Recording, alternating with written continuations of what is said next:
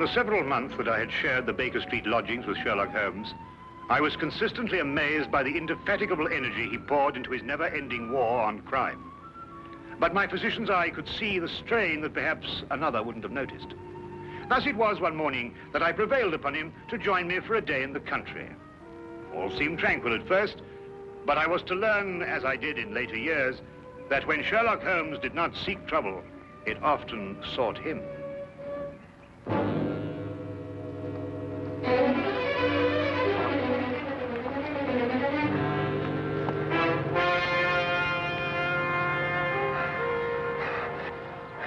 Help her. They may be coming. Steady now, we'll have you all right in a minute. What's happened to the young lady?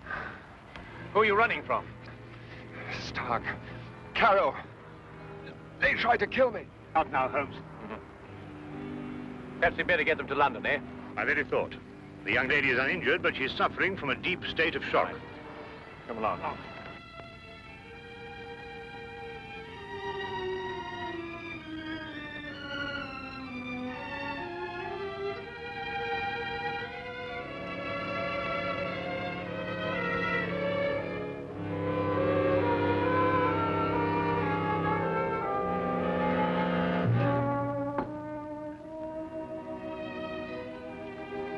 Just drink this, will you?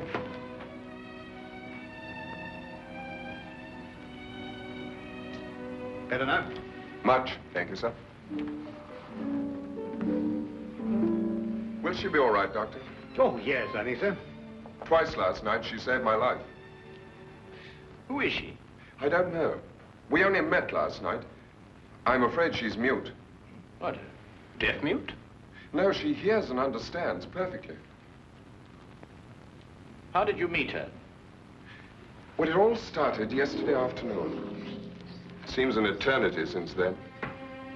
I was in my office, facing the realities of my professional situation. I suppose that everyone finds his first venture into independent business to be a dreary experience. After a year of it, I'd about decided to admit failure and seek employment with some recognized firm. It was at that point that I received a client. Mr. Hatherley?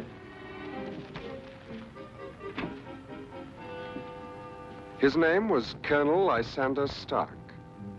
Had I known then what horror he was bringing into my life, I would have strangled him right then and there. Frankly, Mr. Hatherley, the commission I have come here to offer you deals with a matter of extreme secrecy. I have gone to some lengths to acquaint myself with both your professional and your personal qualifications. Personal qualifications, sir? Yes. I know you to be an efficient hydraulic engineer, but also that you are a bachelor, an orphan, and that you reside here alone in London. Why, that's very true, but I'm afraid I don't understand. You shall when I explain the assignment. Do I have your word that our conversation will go no further than this room? Of course, sir. I shall respect your confidence. Excellent. Well then, does £50 for a night's work appeal to you? £50? I note by your expression that you suspect some illegality. Let me set your mind at rest on that score. Exactly what you want me to do? To repair a hydraulic press, Mr. Hatherley. A rather large hydraulic press. Well, that hardly seems unusual.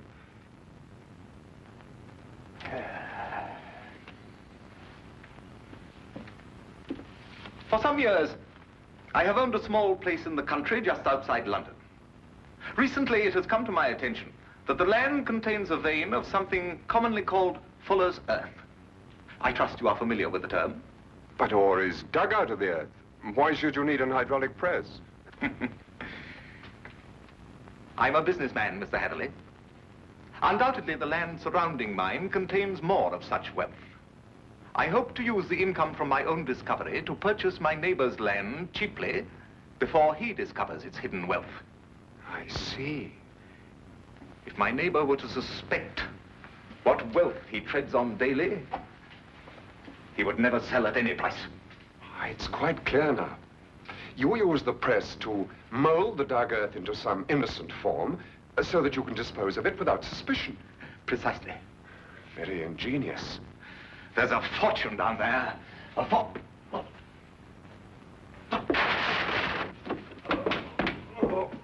Is there anything wrong? What is it, Colonel Stark? Can I get you something?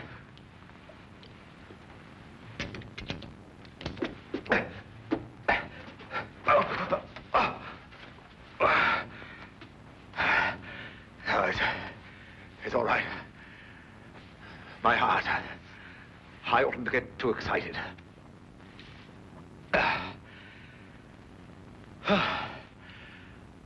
Well, I've put my trust in you, Mr. Heatherley. Do you accept the commission? When do I begin, sir? I promised to meet him that night, last night, at Ayford Station.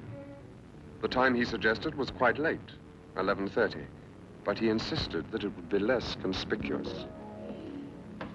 I freely admit that the money kept me from exercising a more natural curiosity at such bizarre proceedings. One point, sir. When we encountered you, admittedly you were in a highly nervous state, but you kept repeating that they were after you. Did this man Stark have a confederate? Yes, a foreigner, a man named Carrow. I was to meet him later that night. Go on. Last night I boarded the train to Ayford and arrived there a little past 11 as ordered. And Colonel Stark was waiting? He was. We drove for almost an hour, and then we stopped suddenly, and he almost pulled me into a darkened house. Stark muttered under his breath as he fumbled to strike a match, but suddenly a light appeared at the top of the stairs.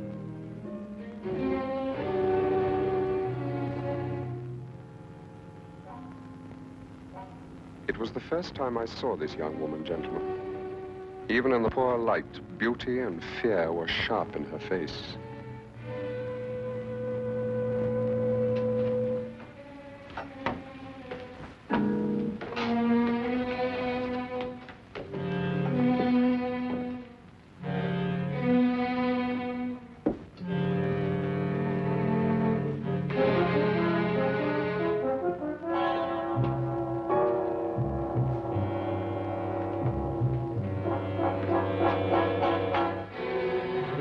Is our housekeeper. How do you do, miss? She cannot answer you, I'm afraid. She is quite mute. I forgot to tell you that I have a colleague, Monsieur Carroll, brilliant mineralogist. I'll fetch him for you, if you'll excuse me for a moment. By all means.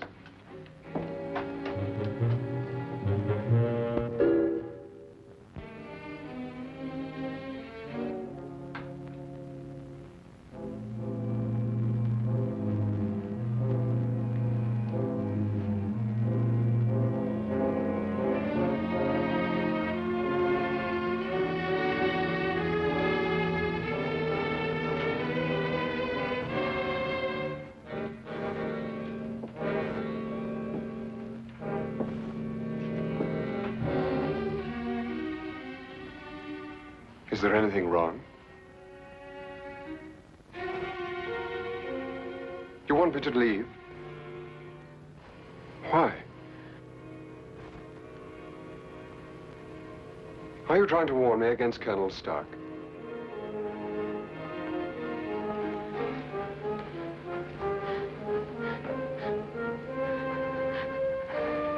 But why should I fear Colonel Stark? I only met him this afternoon.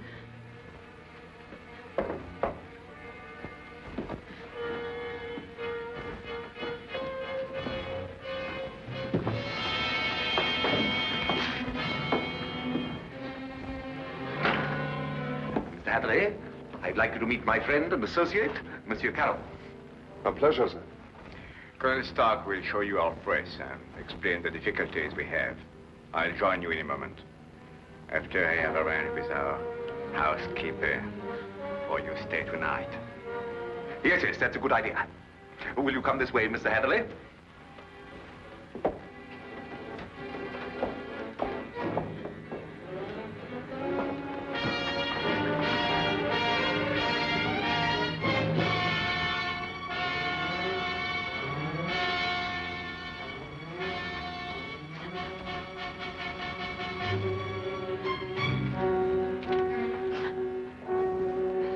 I thought you have learned better, my dear. Perhaps I'll have to send you back to school.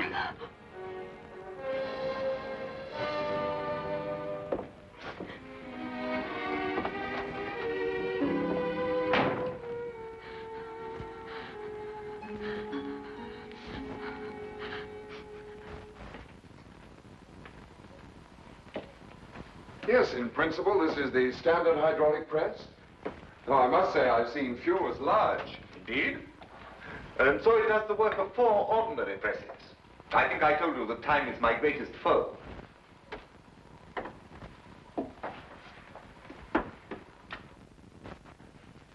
Would you bring more light, please?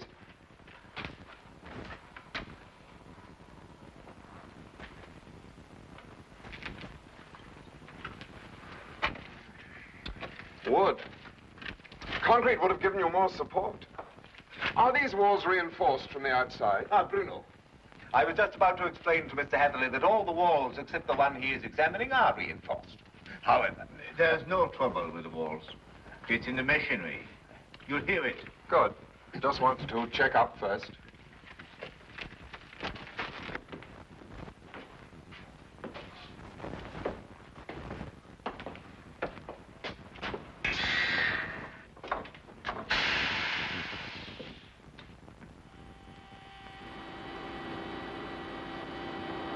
Now listen.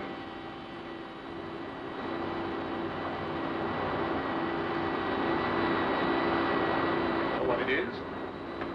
One of the cylinders is leaking fluid, cutting down your power. Turn it off and we'll have a look at the driving rods.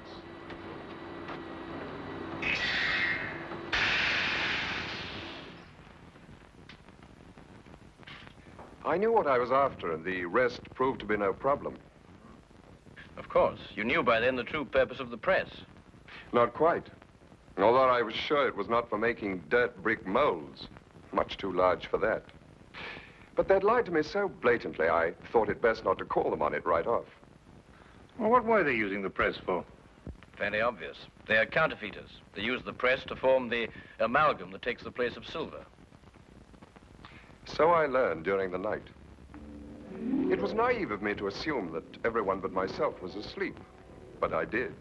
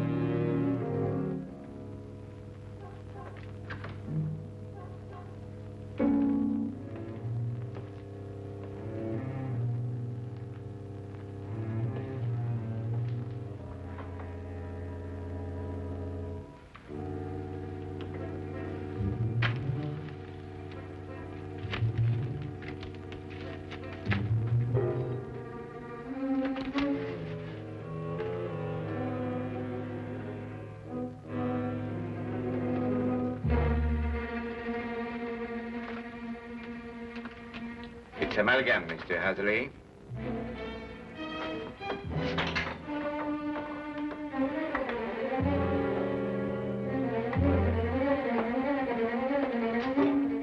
Carol, open up! Let me out of here, Carol!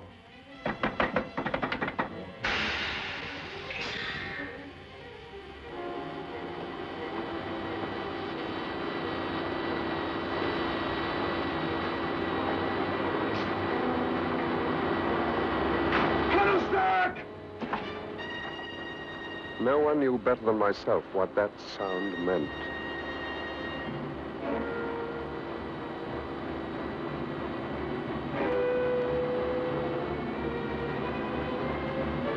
Caro had started the press. Within minutes, that cold ceiling would be down with a force capable of grinding me to a shapeless pulp. And there was no way in the world I could stop it.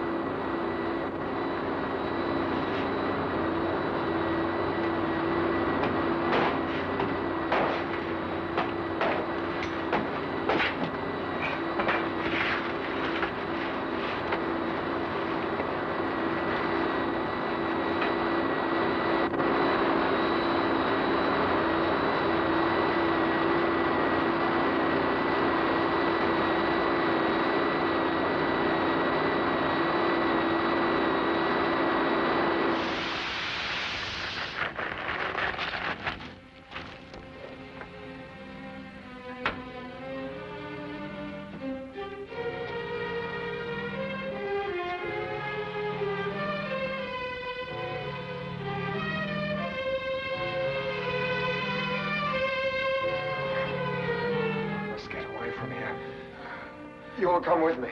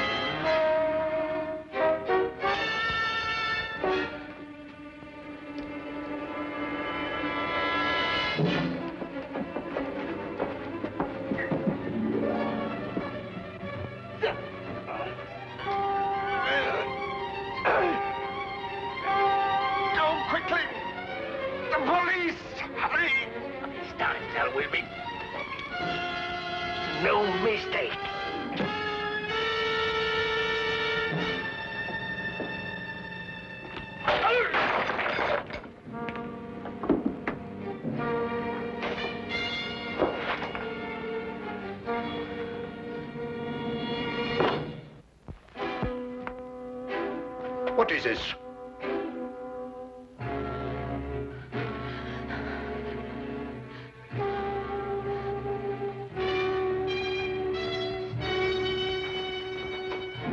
What's happened here? Bruno!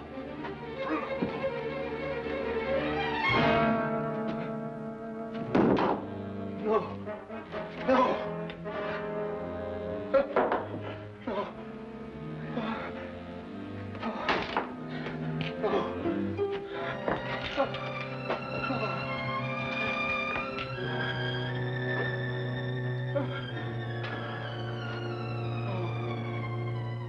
That's almost the last lucid recollection I have. I remember carrying her outside and plunging ahead into the darkness. Then you have no memory of going through the woods? Almost none. The next thing I remember, you and Dr. Watson were bending over me. Are you all right? She screamed. Did you hear her? Yes, quite clearly.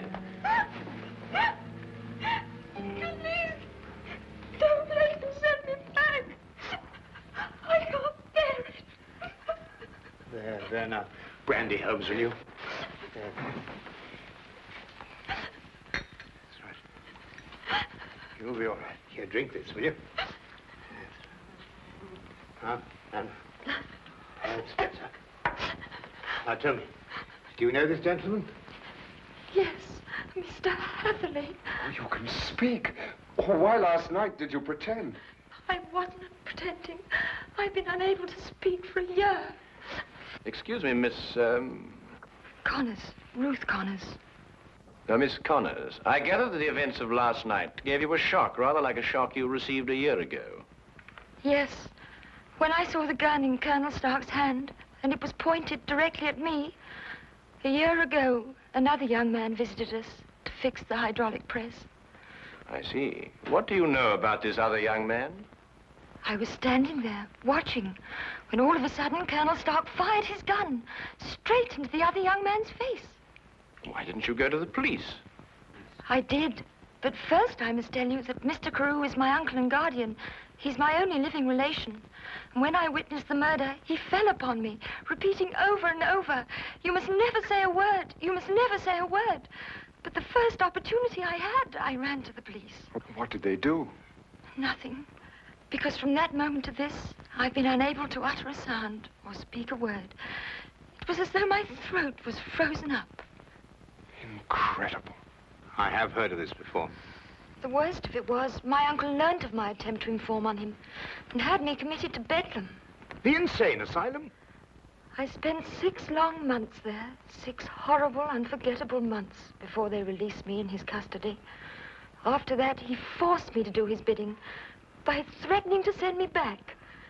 Send me back to school was the expression he used. Why, that's horrible. Very.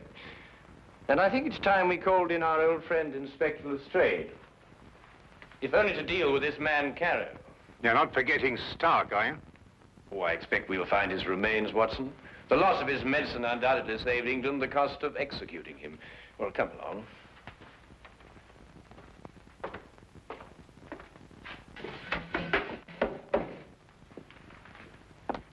Now that young Mr. Hatherley tells us about neglecting the candle while he made his escape, I can place the blame for the fire.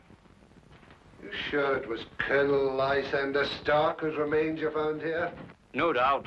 Several articles of authentic identification, no doubt. Anything else? No, Inspector. Sorry. All right, thank you, Constable. Now where's Holmes got himself to? He just went down to the station. He said he'd be back in a minute. Look here, if Holmes thinks he can do... I'm sorry to keep you all waiting. Well, everything's settled, Lestrade? About as settled as it's likely to be. Stark's dead. Carrow's escaped.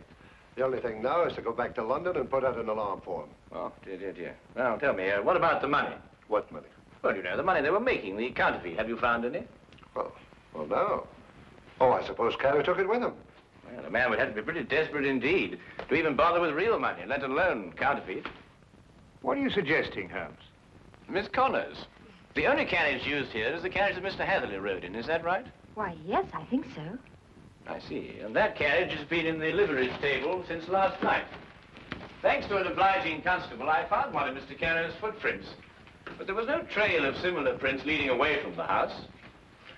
Mark you, I didn't imagine that he would try and make his escape on foot. How did he get away, then? He didn't, my dear fellow. He's still in this house, hiding somewhere. What? Mr. Holmes, there's a cellar where... I examined that cellar myself. No, I mean the special cave they dug under the house to hide the money. And there must be an entrance from the house itself. Well, I wasn't permitted to know exactly where, but I'm sure it was in this room somewhere. Thank you. Well, let's try and see, shall we? I beg your pardon.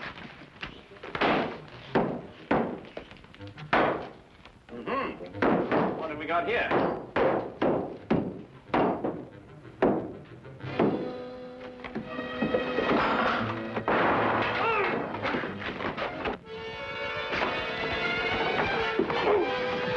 Ah, very neat, Watson. Oh, there wasn't anything to it. Now, dear, what have we got here? Oh, just nicked me, Doctor. Nothing serious. Well, we'll have a look at it anyway. Now, on. Some of you may lend a hand in here. That's that. I don't believe you'll have any more trouble with Mr. Carrow. This has been a nasty business all round. I've lost my £50 fee, been roughed up, but it could have been worse, I suppose. A good deal worse, my friend. For example, I believe this is yours. Mine. Yes. What is it? Your shoe, I believe. I recovered it from the press. Yes, it makes one think, doesn't it? Well, Watson, you were quite right. A day in the country can be quite relaxing.